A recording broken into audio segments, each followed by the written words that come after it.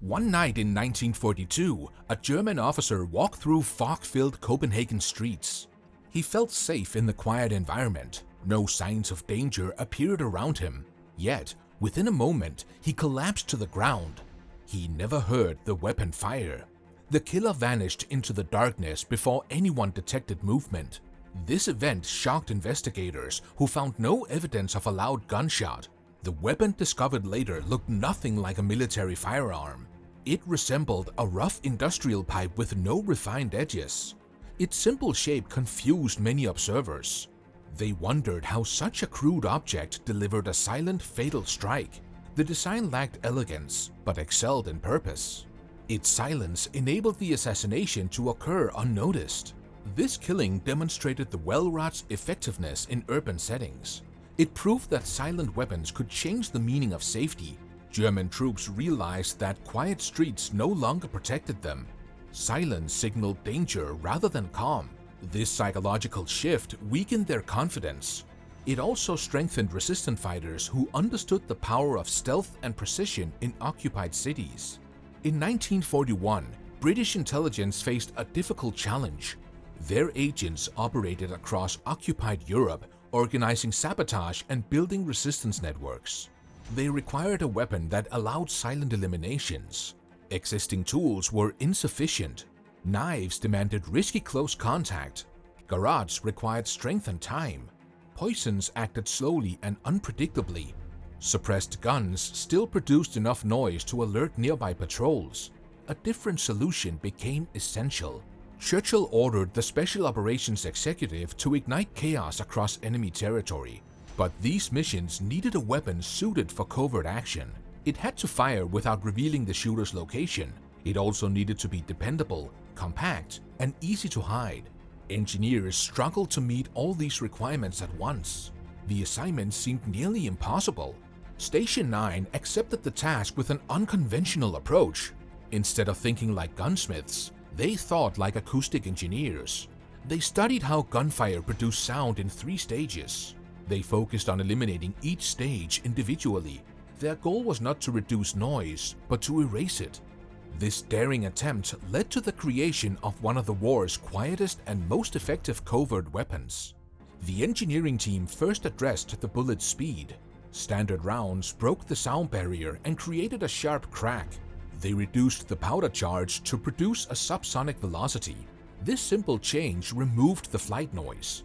Next, they examined mechanical sounds. Semi-automatic pistols created loud slide movements. The designers removed the slide entirely and replaced it with a manual bolt system. This eliminated sudden metal noise. The last challenge involved escaping gases. A normal pistol produces most of its noise at the muzzle. Engineers built a long internal suppressor with multiple chambers.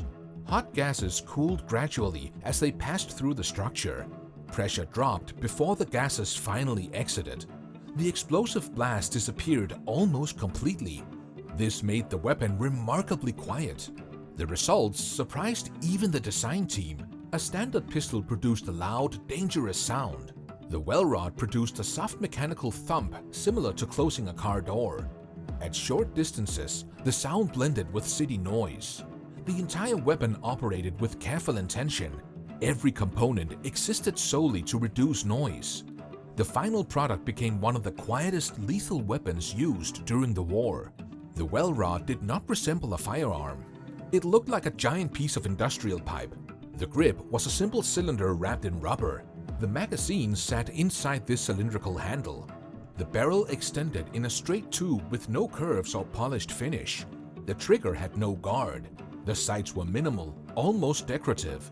Nothing about the design appeared military. Its length measured around 14 inches. It held either 6 or 8 rounds, depending on the version. The effective range was short because the weapon served a very specific purpose. It was a contact weapon, designed for close-range eliminations. Distance mattered less than silence and concealment. Operators mainly used it in tight spaces, alleys, and indoor environments. This plain appearance helped resistance fighters. They could hide it easily beneath clothing. They could carry it without drawing suspicion. Many civilians who saw it never recognized it as a weapon. Its simplicity became its camouflage. It enabled assassins and saboteurs to move smoothly through occupied streets, ready to strike without revealing their intentions. Production began in 1942, though exact numbers remain unknown. Records were limited by design. Serial numbers were scrambled. Some documentation was destroyed to maintain secrecy. By early 1943, the weapon reached resistant groups across Europe.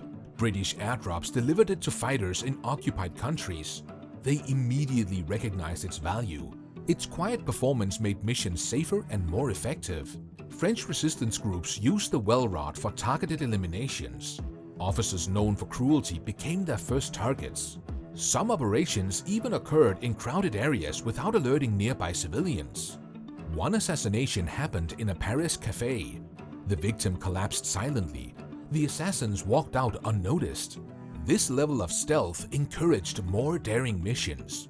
Danish resistant fighters adopted the weapon for daylight operations. Norwegians used it during sabotage missions where silence was vital. Removing a guard without noise often meant the difference between success and failure. The psychological effect spread quickly. German officers avoided quiet spaces. Informants hesitated to betray networks. Silence became a powerful weapon itself, working alongside the Welrod. Germany produced its own suppressed pistols. They modified existing handguns with silencers. These devices reduced noise, but not enough for covert urban actions.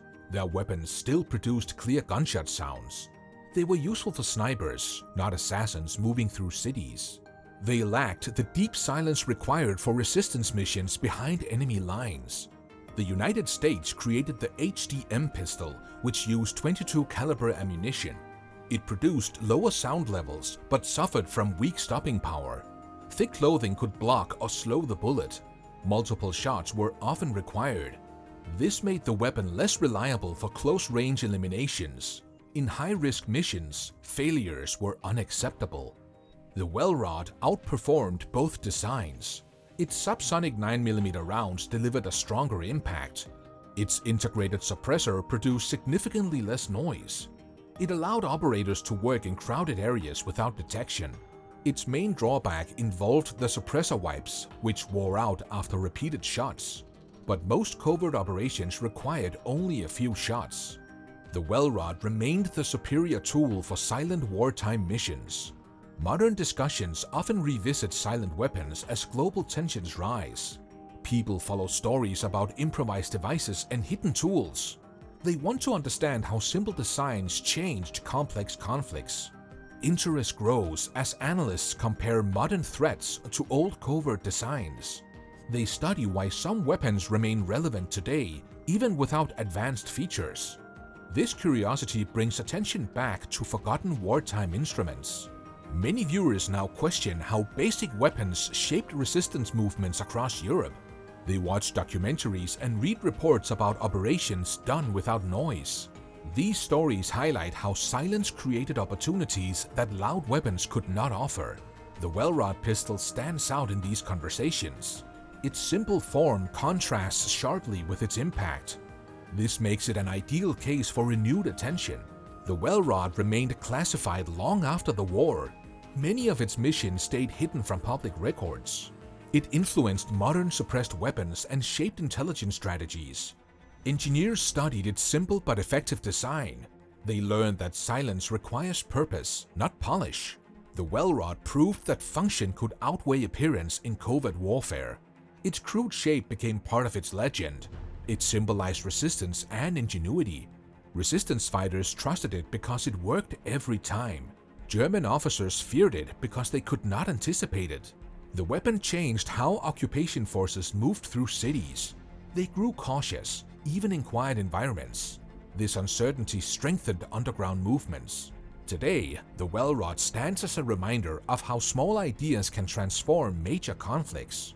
It shows how a basic design, built for silence and simplicity, reshaped Europe's shadow war. Its influence remains strong in historical studies and military analysis. The pipe-shaped pistol became a symbol of silent defiance and a tool that shaped resistance history. Thanks for watching. More hidden wartime stories return in future episodes.